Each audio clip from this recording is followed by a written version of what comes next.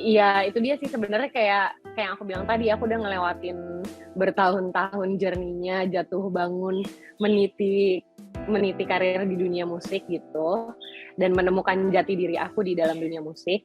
Terus setelah aku udah nyoba di mana fase di mana aku ngerasa oke, aku berdamai atau mengikuti alur apa ya, industri pada umumnya yang sudah diciptakan gitu di Indonesia. Aku coba, tapi ternyata aku ngerasa ini apa ya, aku merasa ini bukan jati diri aku yang sebenarnya dalam bermusik gitu.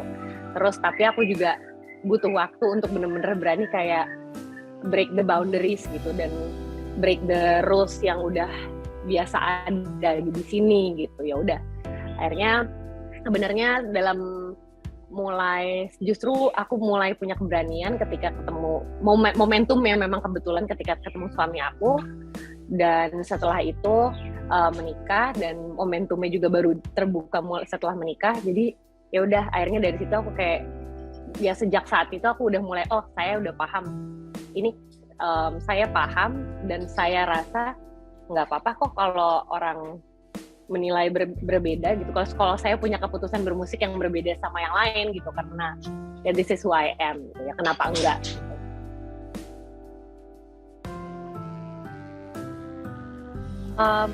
Aku kebetulan emang tipe orang yang cukup visual gitu, jadi setiap aku bikin lagu atau ya setiap aku bikin lagu lah gitu, ada beberapa lagu yang udah terbayang secara visual kalau untuk musik video seperti apa. Terus dan ya itu dia sih bagian dari perjalanan juga, dan udah makin kenal sama diri. Jadinya ya udah, aku udah tahu nih kira-kira konsepnya mau seperti apa untuk lagu ini.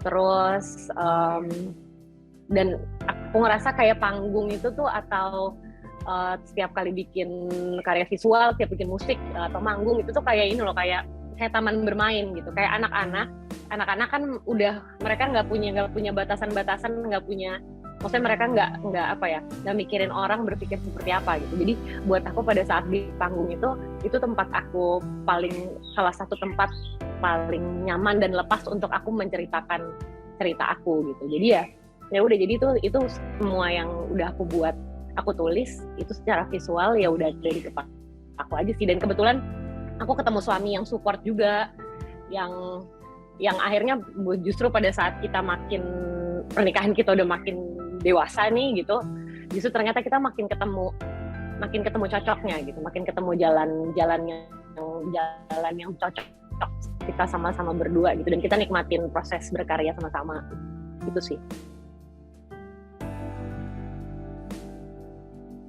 Pesannya banyak banget sih sebenarnya, tapi mungkin benang merahnya bisa dibilang paling banyak aku bicara tentang berdamai dengan perjalanan dan berdamai dengan keadaan. Maksudnya keadaan as in, ya setiap orang punya ceritanya masing-masing gitu. Setiap cerita itu tuh ngajarin kita banyak hal. Jadi ya intinya berdamai dengan diri, berdamai sama rasa. Kalau rasanya sedih diterima, kalau rasanya bahagia diterima, kalau rasanya marah diterima, tapi semuanya dalam porsi yang tepat gitu, dalam porsi yang cukup.